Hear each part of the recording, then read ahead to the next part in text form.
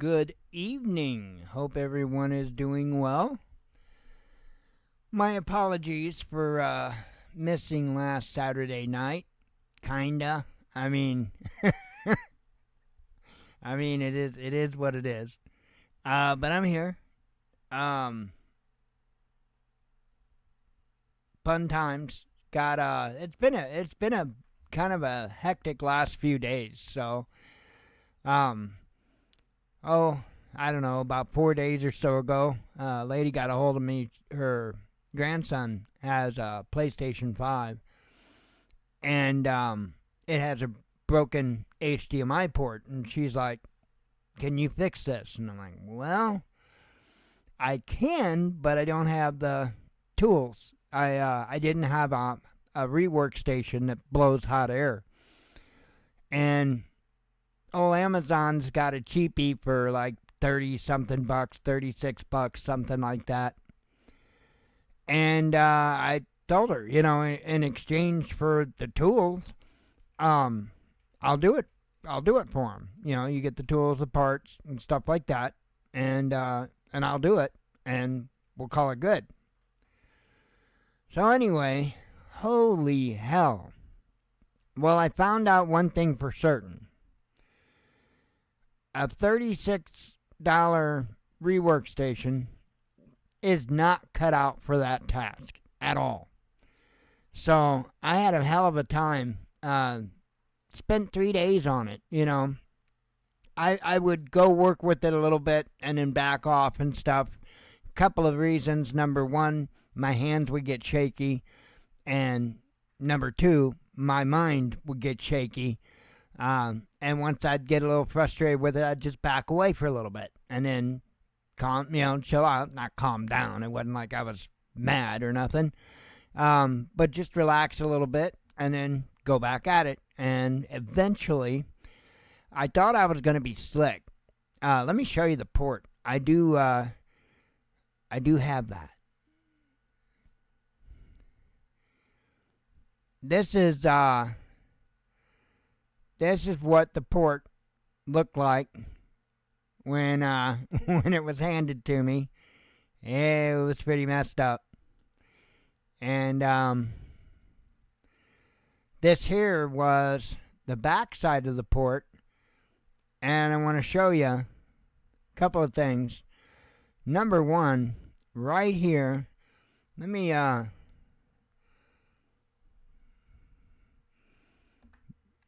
bring that in a little bit more. I'll show you something.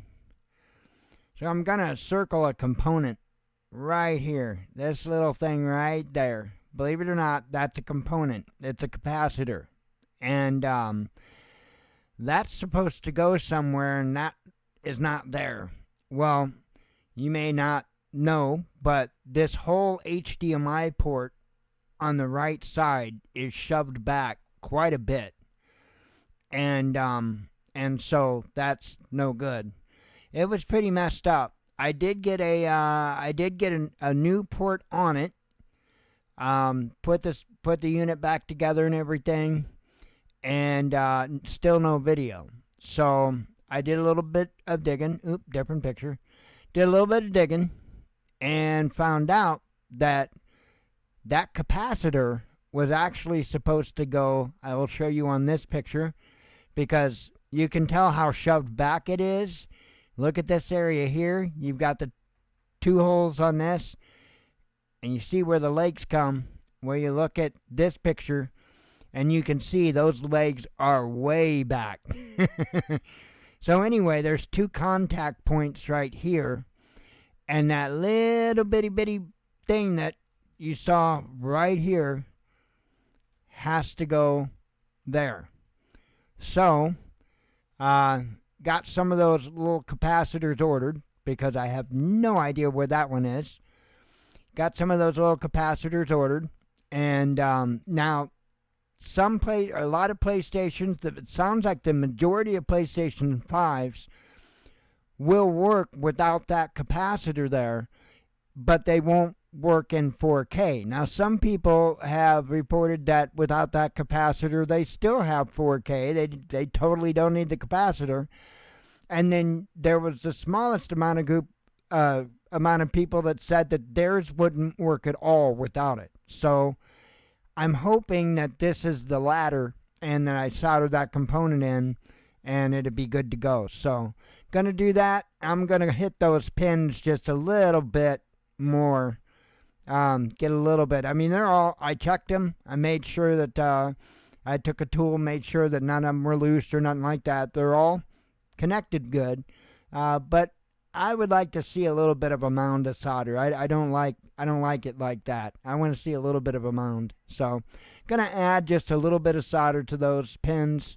Again, throw the capacitor there and hope like hell that does the trick.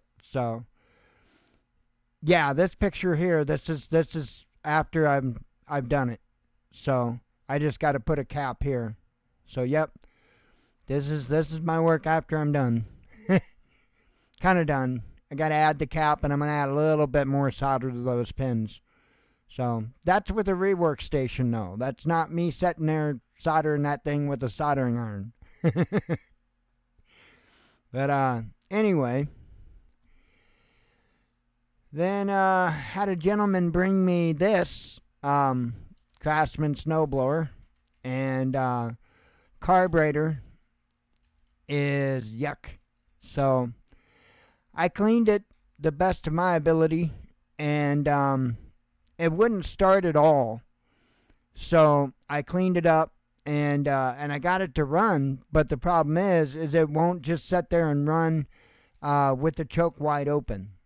So you had to have a little bit of choke on to keep the engine running, which tells me there's still some gunk up in some of the passages that I can't get to because I used brushes and I used kind of like a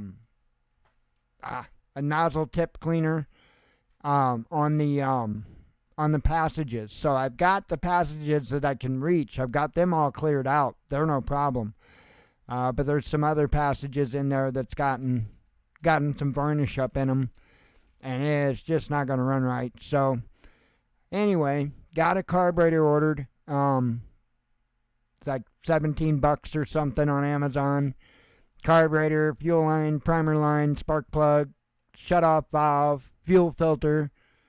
So I'll hook his lawnmower up, or snowblower, I mean, up, and then he's gonna, when he comes to drop off the kit, the carburetor, and the rest of the parts that come with it, he's actually gonna bring me another snowblower and have me go through it and get it running up to par. So that is all good. So like I say, it's been a little bit of a hectic past few days, but I'm still a kicking. And wow. I'm telling you, man, there is some cray going on in the world. Cray. Holy hell. I don't know. There's a lot of concerns, I will say. Doesn't look like things are really getting better. Oh, thank you, Hetty Hayes. Just, you know. That's actually the first one I've ever done. I've never done surface mount work before because I didn't have a rework machine. So that was my very first surface mount job. Thank you. I did, you don't see it in the picture, I did melt the plastic a little bit on the back side of the HDMI port. But it's not super bad, and it's not affected at all in the front or anything. I mean, it's not bad. So, but I got it a little bit warm, but, I mean, I'll get better.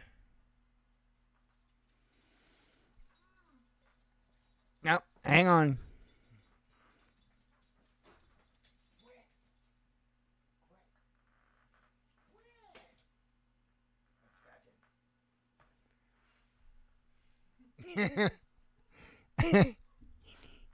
I just got scolded by the dog.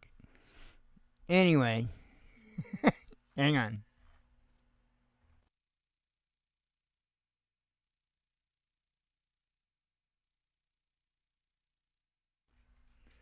Okay. But yeah. So I've been kind of keeping up on stuff. It's kind of bizarre, actually. I want to point something out. And in my opinion, this is pretty freaking nuts. So the thumbnail picture that you see, I had actually just had one of those weird notions. You ever get those? Yeah, I do too. They're usually bad ideas, but I didn't think it would be too awful horrible anyway. And so, will this make it bigger? Yes, it does. Yay! Alright, oops. Hang on. Maybe that's not how I wanted to do it. Hang on.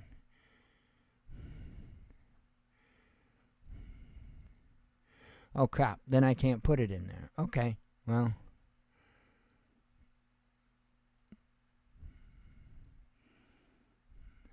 Let me,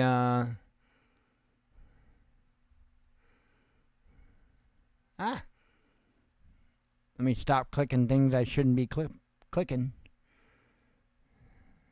There we go.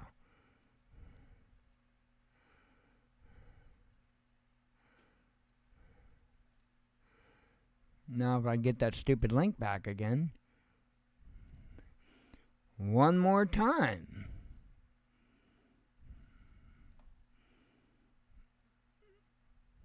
Come on, load up, please. Yay. Okay, so let me bring you back over where you can see. Sorry, I'm not as set up as efficient as I used to be. So I asked ChatGPT. I said, make me a 16 by 9 image of the most dystopian thing that AI can think of. And that's the picture that I got. And, okay, I was looking for a dystopian picture for the thumbnail, right? I'm good with what it gave me. That looks pretty crazy.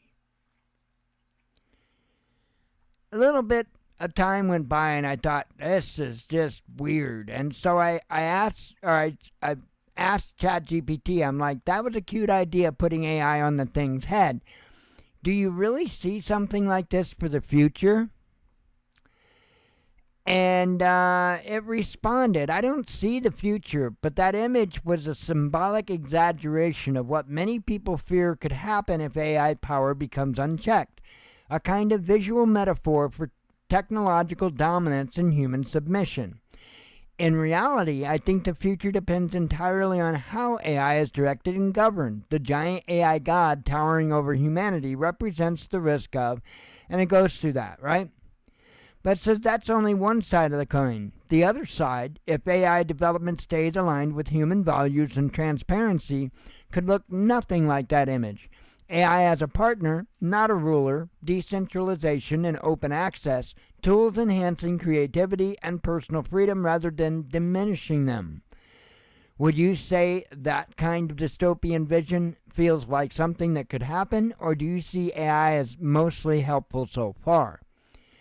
And I said, well, I see AI as being very helpful, but some people in world governments are evil, and I'm very concerned they will use it for nefarious purposes. AI said, that's a completely understandable concern, and honestly, it's one shared by many technologists, ethicists, and even people within the AI field itself. AI on its own is a neutral tool. It amplifies the intentions, and you get the idea, right?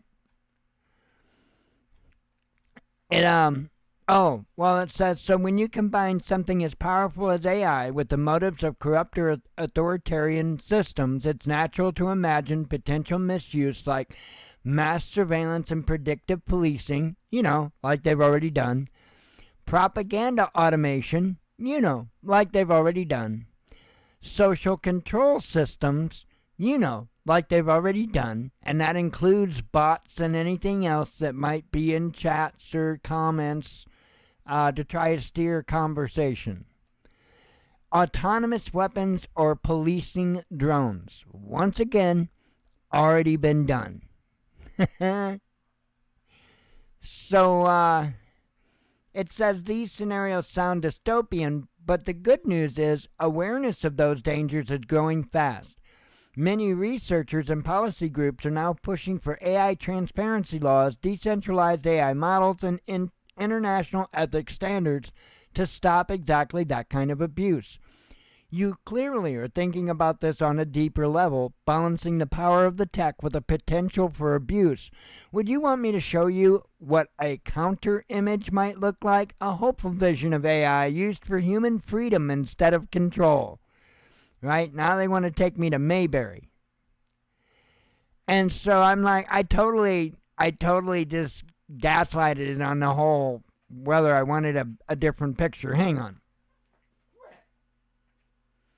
Blue is trying to be a butt face. Anyway, so I said, aren't many countries, including the USA, centralizing all of the people's information and assigning it to a particular database?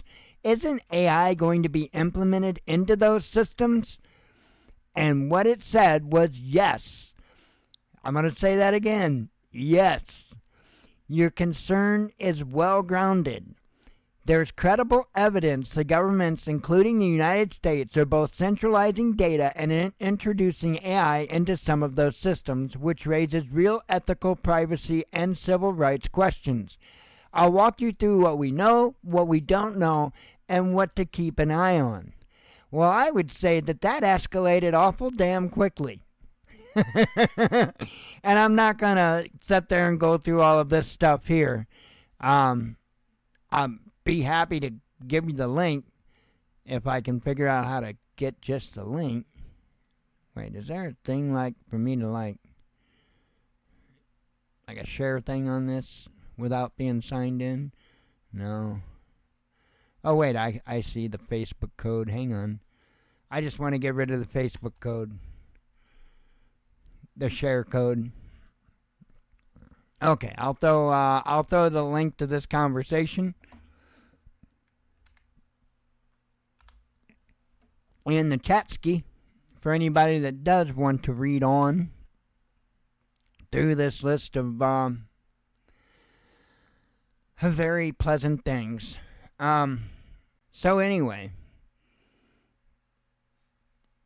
we're screwed. That's it. Good night, folks. Oh, I mean, it's kind of true.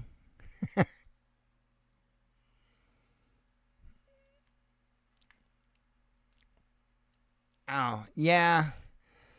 Man, I'll tell you what. Oh, let me catch up. You said a bunch of stuff. I'm sorry. AI in Revelation being predicted. He said the verse about the second beast. I really do think that AI is most certainly involved with the beast if it's not the beast itself. So, 60% of them that threaten people when the threat of them being shut down happens. Yep, I've heard quite a bit about that. Yep. It's crazy. It's crazy. And the AI models lie to people. It's insane what they'll do. And I'm concerned because I most certainly could see an AI system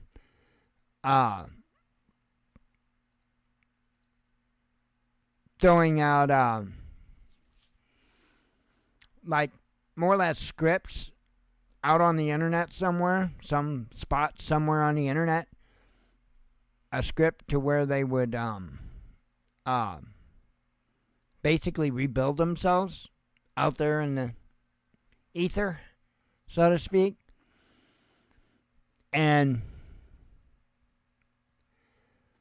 man, I'll tell you what,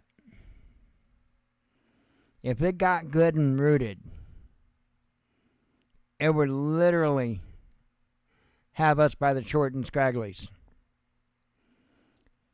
Because it could just, boom, take our power right down. In a heartbeat. Not good. I'm not necessarily concerned about Terminator as of yet, but I think it's definite on the way.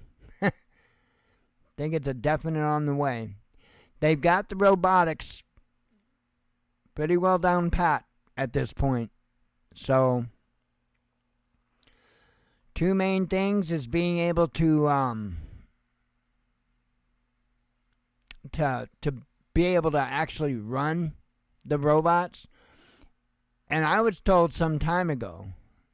Yeah, I agree. Yeah.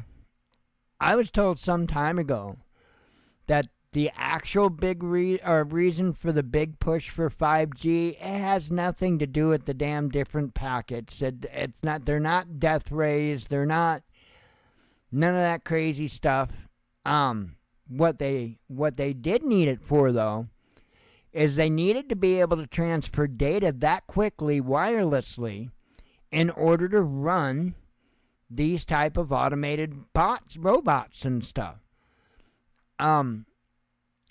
So it's not necessarily that like all of the programming is on board on the robot. I think some of it's going to be more or less like mainframed and gonna be operated through the cloud. Because there's like, I don't know that much about them because not that much into it, but I know there's like websites you can go to or whatever, and you can pay them and play video games, and the video game is on their computer system.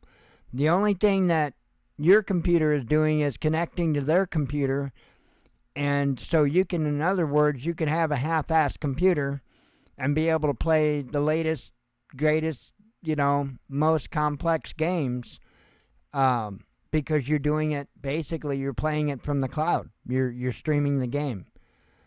I think the robots are going to work, at least in the beginning, going to work with that in mind. And the reason why I point that out is because anything that is connected can be disconnected.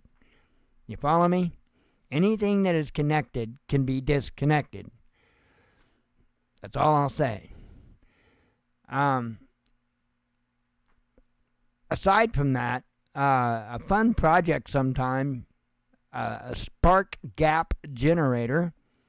If you ever just want a project to do or something, spark gap generator. But, don't forget the part about anything connected can be disconnected. So, that's good news. The other issue is power. So, they don't publicly have the battery technology in order to run a complex robot like that any real length of time. So, and again, the more that the robot does its own thinking and processing, the shorter the battery life's going to be, as that goes too. So, a lot of technology coming out in the battery world. I know that the sodium batteries are now starting to hit the market. Man, they could do so much better than that, but, they can't make all the money that they're making right now off the old technology if they just give us the good stuff. So, I don't think Terminator's going to be tomorrow, but it's definitely in the fairly near future. Because I think, AI is like that snowball that starts rolling down the hill and winds up becoming this huge ass damn house squashing, because once AI becomes smart enough to start improving itself and building upon itself, and it's already there, as far as I know, it's been well already there. I mean, everything's going to compound. And when I say everything, I don't mean just software, hardware as well. Because they're going to be using AI to tell them how to make faster hardware. They already are. So I think you're going to see a new revolution come out It was a revolution when digital electronics came out. It was another revolution whenever it got compressed down to surface mount boards and stuff, much smaller components and stuff like that. That's when we were able to have the cell phones like we have, or even the other ones that we had, even the stupid Nokias. We wouldn't have been able to have that without that surface mount technology. So, technology is advancing at a rate. That's one of the things that I feel I'm the most blessed with in my life, is that I got to watch that unfold. I can recall my parents had an adding machine. A machine. I don't think they used it. I think Dad probably got an auction or something like that. And I remember they had it. I don't know what ever happened to it. I don't know if it actually even worked. But I know they had one. And I also know they had a calculator that had those red damn LED-like numbers on it. That was, And the little handheld football game that I had. That was like, and that was surface mount boards. That little football game I had.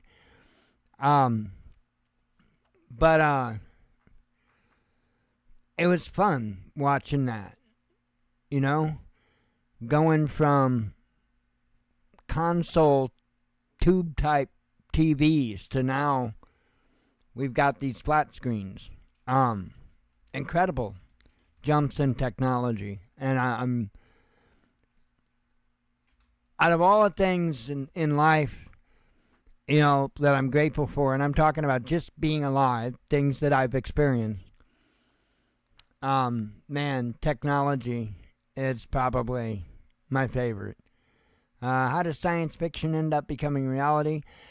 Because a lot of it is, well, for one thing, a broken clock is always right twice a day. So how many movies, science fiction movies were there before you got the one that got it right? So you got to look at that. I think the people who write movies and books and stuff, I think the people that truly actually think about it and actually try to put themselves in the positions they're writing about and stuff like that, if they have the knack to be, Joe has an incredible knack to do that. If people have the knack to do that, for one, they can write absolutely incredible books. But a lot of them are insightful because they do their research. They can see the patterns, they can see the trends, and so then they just carry it out from there.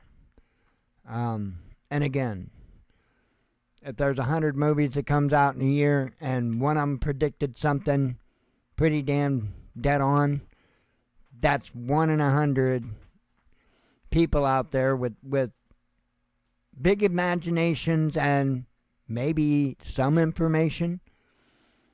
So, and I do think that there are things that are put out there as well in advance, on purpose, most certainly.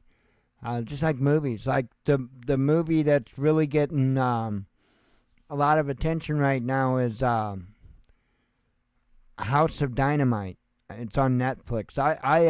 We don't have Netflix, but I used Magic and we watched it. And I loved it. I thought it was a good movie. I did not like how they kind of more or less replayed the damn thing like 3 times from different, people more or less. But man.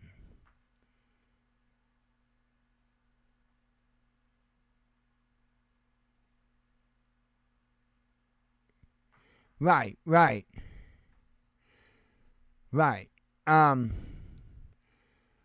But I'll tell you what. Have you read The Earth Exhaled?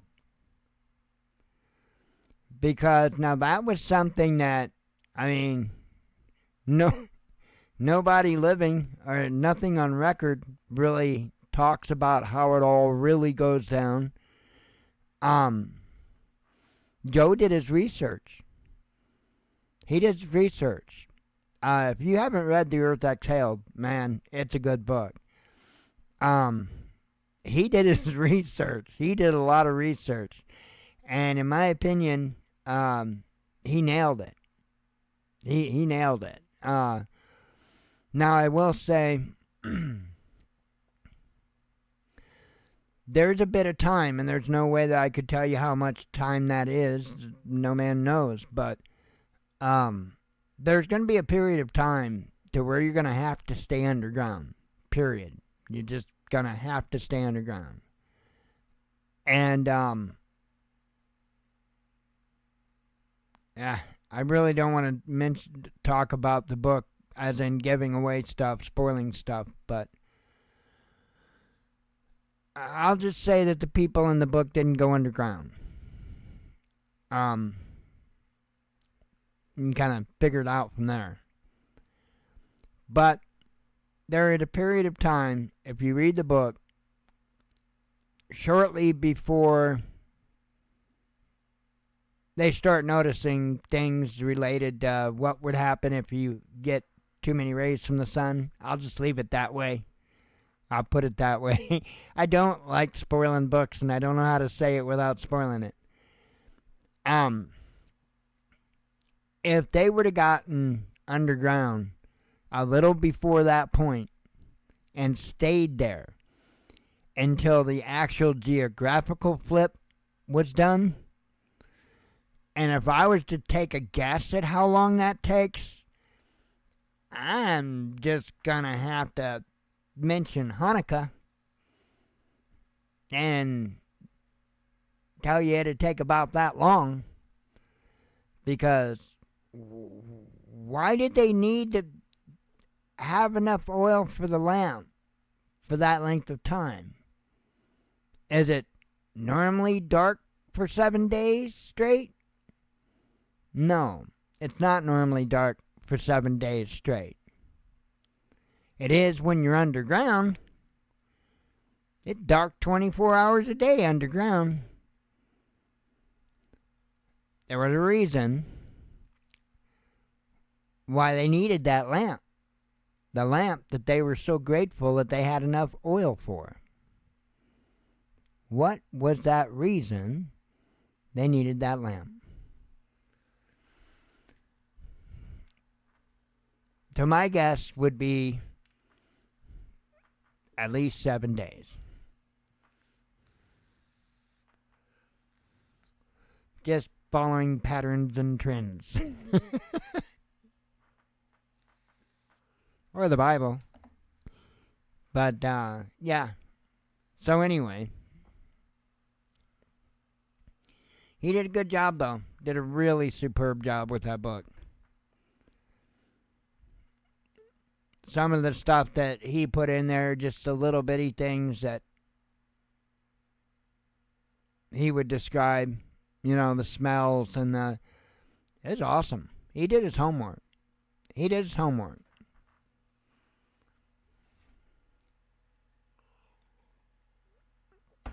Yeah. Yay, my watch is charged.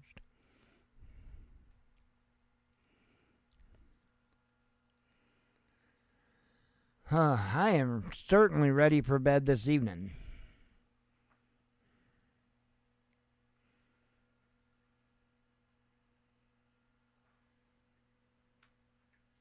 Speaking of that, grab my Benadryl. I normally take it about an hour before I go to bed.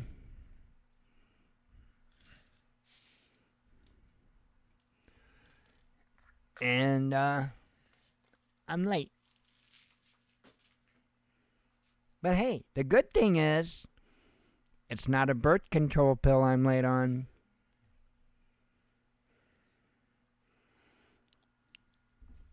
That way, you know, the government can screw me all they want. I won't get pregnant.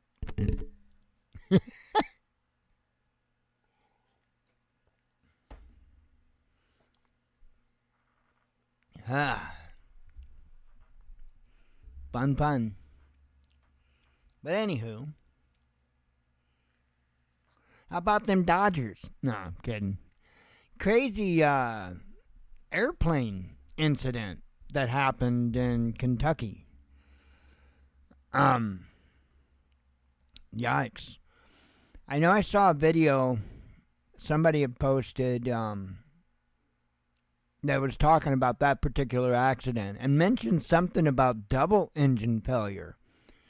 And I mean, obviously, the left engine failed. It detached itself from the damn aircraft completely.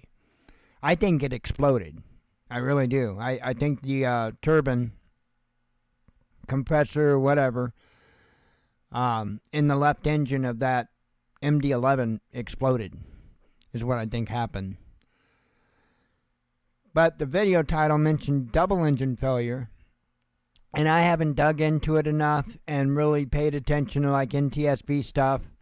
I've watched a couple of the NTSB briefings, but I wasn't like taking notes, so I don't know if they said anything about the right engine having an issue. I know that from what I heard from NTSB, that up to decision point, right, there's a V1, which is a particular speed, which is different for each aircraft. V1 is your decision speed. So when you hit that speed, the designated V1 speed, that is when you have to make your decision whether you're going to continue and lift off the ground and fly, or for whatever reason need to abort the takeoff. That's the safe distance for you to be able to get the aircraft stopped before running off the runway. I do know that they said that everything seemed to be fine up until that point. Now, seemed to be fine doesn't mean that there wasn't a fire or an issue on that left engine that the pilot couldn't see, that he wasn't reading on any type of instruments or anything else at that particular second. We'll see. I mean, the information that come out, the NTSB are absolutely incredible at the work that they do. And, they'll get it out. But that's such a shame. It really is such a shame.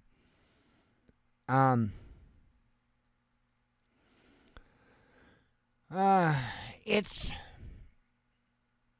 couple of things. Number one, anytime there's something like that, the old saying, it comes in threes. So a part of that plays in. If you remember the DC plane crash, right immediately after the DC plane crash, there was the medical plane crash, and then right after that, there was another plane crash. So there was three of them, like bam, bam, bam. That's the way it works. It's really not, there's really not anything in particular to this as far as the incidents happening. It's unfortunate. Don't know what happened with that engine, but I do know that UPS has grounded all of their MD-11 aircraft pending further investigation. So that's a sign they're really concerned. What really sucks is that the amount of innocent lives on the ground that were lost. I mean, any life being lost sucks. But one thing you accept when you're a pilot or when you're crew on an aircraft is that that bad day might come that you don't go home. I mean, that's part of the job that you accept. There's many jobs in life that you accept that something could happen. You'd work at McDonald's and get killed on the drive in, right? Crazy stuff happens. But probably the number one most important priority of a pilot, not probably is to protect innocent life. And no pilot wants to take an innocent life, whether that be somebody that was on the ground or whether that be as a passenger in a big commercial plane or a small plane, doesn't matter. Nobody, no pilot wants that at all. And I know the crew's not around from the plane, but know that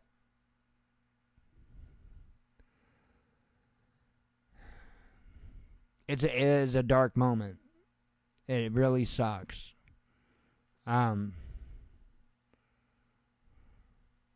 Yeah, the pilot does. Yeah, there's only one case that I know of that I can think of right off the top of my head. There's only one case of a commercial pilot that actually intentionally flew the plane into the ground, and that was it was overseas somewhere. Can't remember where it was, but that was crazy. Yeah, I mean, and that pilot wants you to live more than they're concerned with them living. I mean, it's a very, very serious thing, and it's just a shame because there was nothing. I mean, there was nothing that pilot could have done. I mean, nothing. It was so out of his hands, and that's just a shame. It's a shame. Like there's a helicopter crash not that long ago where the tail rotor disconnected itself from the helicopter. That was crazy.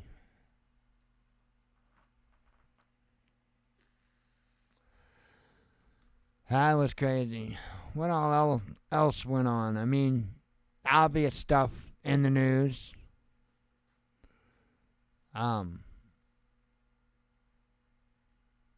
I don't know. I don't think we're heading in a good direction. And I don't want to be just another person out there on YouTube telling you about all the doom and gloom.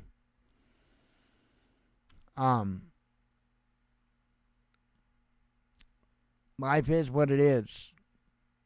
And things will happen as they happen, and we'll have to deal with those as they come. I know, very, very descriptive, down to the very last detail plan there, right? No.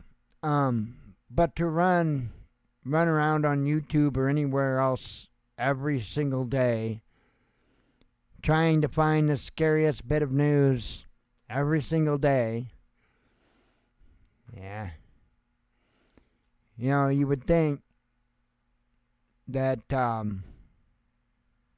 people would figure it out by now and stop watching the frauds. But they don't. They don't. I know it's hard to find good news, you know. It's really hard to find good news.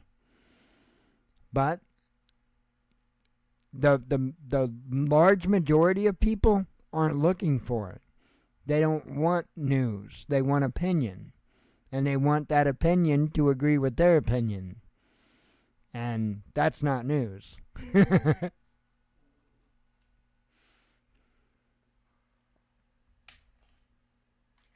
That would be called propaganda. And we sure have seen a whole hell of a lot of that. A lot.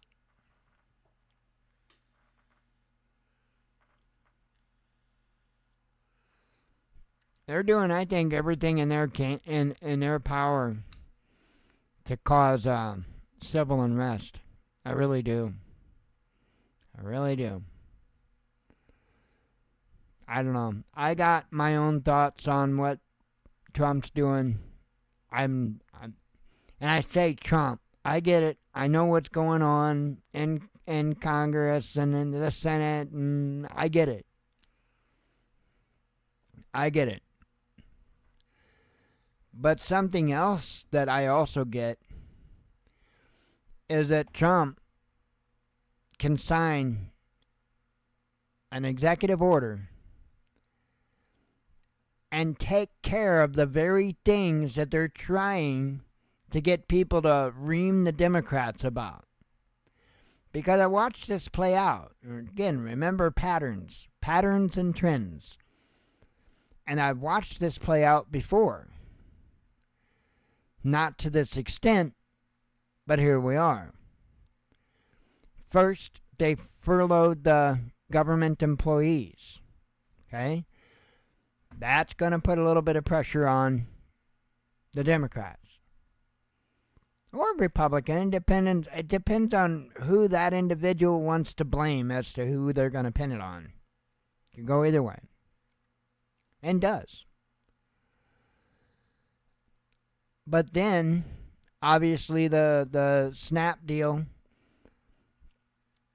and once again, trying to ramp up that pressure so that people will demand Democrats go in and don't get me wrong, I think that that's what they need to do. I think they need to drop this bullshit of wanting to pay for illegal, health care for illegals. That's nonsense. They need to knock it off.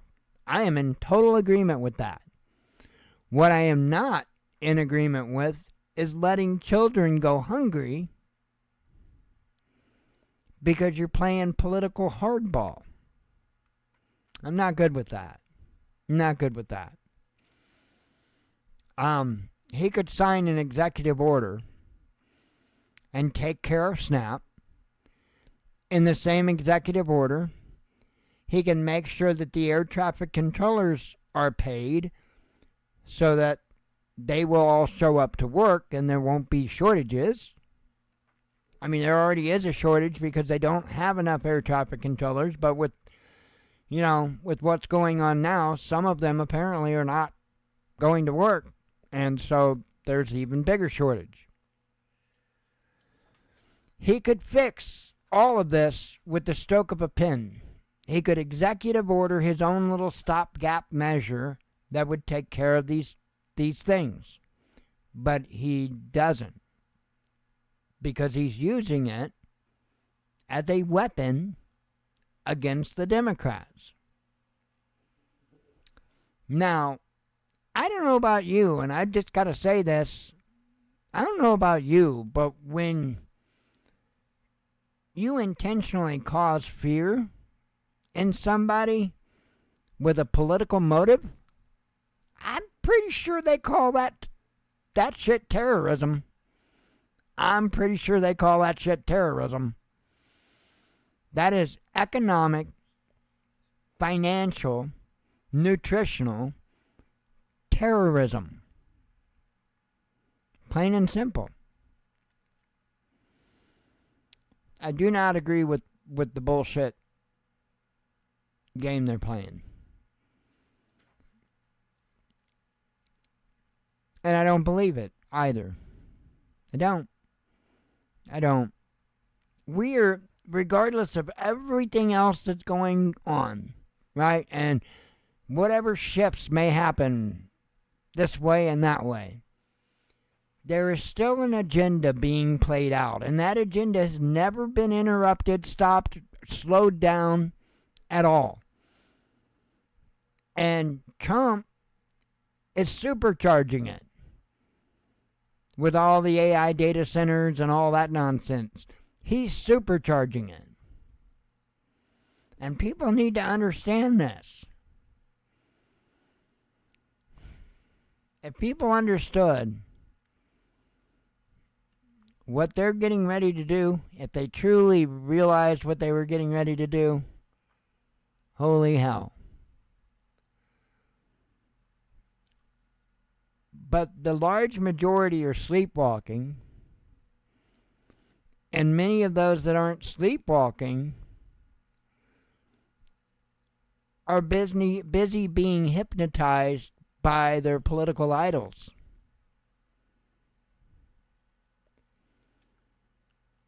The same agenda, the same trend, not slowed down in the least.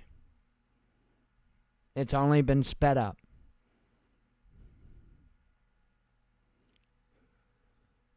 We are in deep trouble. And I'm not just saying that. We are in some deep trouble.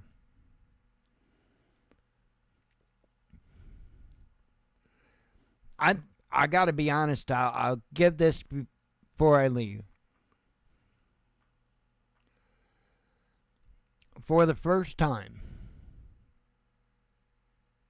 in my life, I've had a bit of the attitude, if I don't make it a lot longer, if I don't live a lot longer,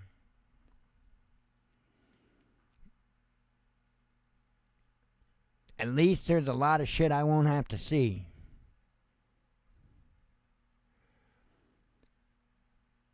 I'll remind folks that before the end of Revelation, which, again, I'm telling you, is pole shift. Who is it? Oh. Before pole shift, we've got tribulation. So that's a feather we might want to put in our cap. Or some tobacco we might want to put in our pipe and smoke on. We still got 7 years of tribulation. So if I start working the math on that, we're headed there. I don't think that we're there. We're not there yet. We're definitely not there yet. We're headed there. Really quick. Really quick. And I'll say this again too, and I cannot emphasize this enough. If you do not have a gold star on your driver's license or your state ID, great. Don't get one. And I'll say it again, and I know it's not going to be popular, but if you do have a gold star on your state ID or driver's license, you've already gotten on the bus. Already gotten on the bus. I mean, that's neither here nor there. There are some other things that have to be done, and there will be at some point that you will have to actually kind of, connect in with that system that goes beyond your real ID. You're going to have to get your actual digital ID, meaning the ID that you're going to sign into the internet on, and all of that, right? All of that will have to be set up. Why would they do it that way? Because they are not going to just give access to anybody that's got a social security number that can punch it in. They want you to sign up. So it's, they're drawing from an accurate list of individuals. Now, if you've already got real ID and you refuse to participate in that when it comes, now mind you, anybody that chooses to participate or not participate in the new system, everything the Bible talks about is going to be you. About not being able to buy and sell, all that good stuff. The stuff that sounds a little more like tribulation. We're headed there. Really damn fast. Really damn fast. I would say within the next 5 years, much of it will all be sealed up and done. Much, if not all. I mean, they're really close now. They're really close now. But, anywho, I am going to part with that and get the heck out of here. And, go get some rest. Tomorrow, I've got five pods that I can rebuild and get those done. So, fun. I will get at that as quick as I get at it. Anyway, I am going to get out of here, and God willing, we'll be back next Saturday night with some more dumpster fire. And, you know, it is what it is. I appreciate those that came. I double appreciate those that stuck around. And we'll see you soon. I hope you all have a good night. As always, Shalom.